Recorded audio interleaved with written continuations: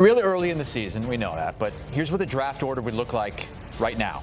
Saints might have some staying power. They were thought to be maybe the worst team in the league. They already have 2 home losses. The top 4 teams, Saints, Jets, Dolphins, Browns, they could all be looking for quarterbacks next season. But is it going to be a good year for quarterbacks? We thought it might be.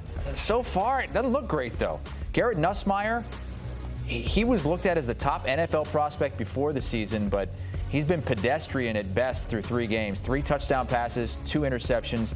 Brian Kelly did say today that Nussmeier's been limited in practice lately because he's dealing with torso tightness.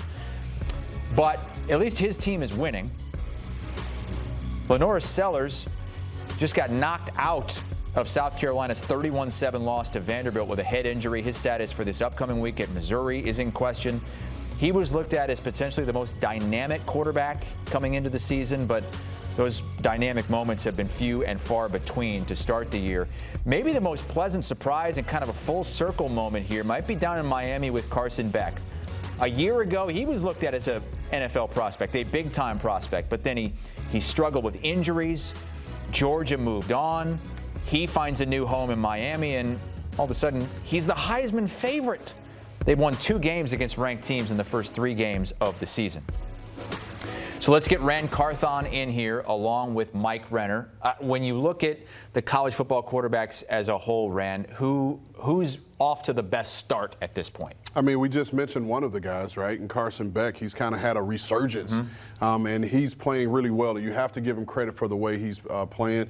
And you kind of expect this now, right? These transfers come into Miami for 1 year. We saw what Cam Ward did last year, and he's coming into an offense that he's playing well in. And where I feel Carson Beck is right now is he's playing with confidence. He looks like a completely different player than when he was at Georgia. At Georgia, I felt as if he just didn't want to mess it up for everyone else. Now I feel like he has command, and you can see some leadership in him on the field. And the other guy I really have taken a like to is Indiana quarterback Fernando Mendoza. You talk about a quarterback who has elite ball placement. And so now you want to see him in these real tough games which are coming on their schedule. But those are 2 guys that have stood out to me. Yeah, I got to agree with you, Ran, on Mendoza. Slow start, but obviously he's at a new spot. Each game he's gotten better. Very excited to see how he does in Big Ten play. But the guy I want to highlight is TCU's Josh Hoover. Only 2 games. It's North Carolina, Abilene Christian. But in those 2 games, averaging over 310 yards per game, 6 touchdowns already. And what I love is the timing he plays with. You see him already playing with NFL timing. 2.5-second average time to throw. Hasn't taken a single sack in those 2 games. And it's not because TCU is loaded with NFL offensive linemen. It's just because that's the type of quarterback he is. So I really like what I saw from him last year, and he's made improvements from that. We'll see how he fares now in Big 12 play. Yeah, a bunch of guys that we're expecting a lot from just have not seen that so far this season. There are some good performances out there, like a Carson Beck, but is there anybody in this class right now that would warrant a top 5, even a top 10 pick at this point, Rand? If I'm being honest, I'm going to say no, right? And here's the problem, and Renner could speak to this. The problem is even though we feel the way we feel about this quarterback class, just in terms of saying that there's no real top-level guy right now, we still force someone up at the top every year. And we showed the graphic. The top 4 teams as it stands right now all need quarterbacks. Excuse me. So somebody's going to force one of these young men. And then the problem becomes after that is if these young men don't play to the level of a quote-unquote #1 pick, then the player's labeled a bust. When in my opinion, it's not the player's fault, right? So let's see if these 4 teams who need quarterbacks, we're saying they need quarterbacks, let's see if they can stay disciplined, right? If the draft order stays the same, let's see if they can stay disciplined and go with the best player available or a player at another position that can help their ball club versus reaching for a quarterback right now. I think Rand hit the nail on the head there. I don't think anyone I would feel comfortable taking 1, 2, 3, or 4 right now. That doesn't mean it won't happen, but that also doesn't mean that there isn't enough talent where someone could rise up.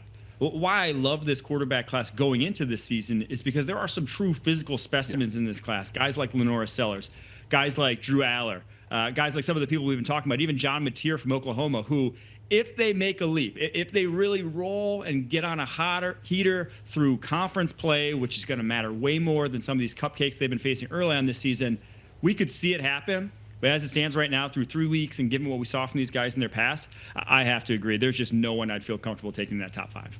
And this draft class came in with a lot of hype. Yeah. Right? And I believe there were teams last year that passed on quarterbacks feeling like we'll take a role and a chance to get to this upcoming class. However, I do think this class has more depth than last year's class, but like we talked about earlier, Chris, I don't think there's a Cam Ward in this group. Now, and Renner hit on it. The one guy who is the most intriguing, right, is John Mateer. And does his style of play translate over to the NFL game? Now, I love the way he plays. He is the ultimate competitor. He is just a ball player, but he's going to have to cut down on mistakes. Through 3 games, he's thrown an interception in each game. But when he gets into conference play, he's going to have to dial that back. And Ryan Wilson and I, we've talked about this on the With the First Pick podcast. You're going to almost have to live and die with the hero ball that John Mateer plays at Oklahoma. Mike, if you had the number 1 pick and your general manager or team president or owner said you have to take a quarterback and you have to choose right now, who would it be?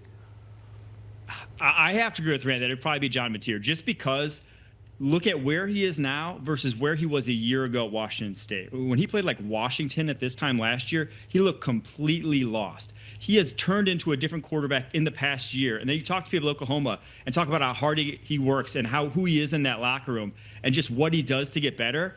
It may not happen by next spring, but 2-3 years down the line from now, I buy into this guy becoming that guy because he has the tools to do so, he has the work ethic to do so, and he's the athlete to do so, to just buy into what he could be. But again, it's like, I would rather he come back to school next year and you'd feel more comfortable with him in 2027. The Heisman odds are changing every week. Last week, Mateer was the favorite. Now it's Carson Beck. We saw, Arch Manning was the favorite going into the season, and he is nowhere to be found on this board. He's 35-1 after another really rough outing against UTEP. Our thanks to Rand Carthon and Mike Renner. Ran on the latest With the First Pick podcast. Just dropped today's episode on Joe Burrow's impending surgery and the Chiefs falling to 0-2, and somebody is going to have a 2-game lead on them, whoever wins tonight between the two 1-0 teams in that division, the Chargers and the Raiders.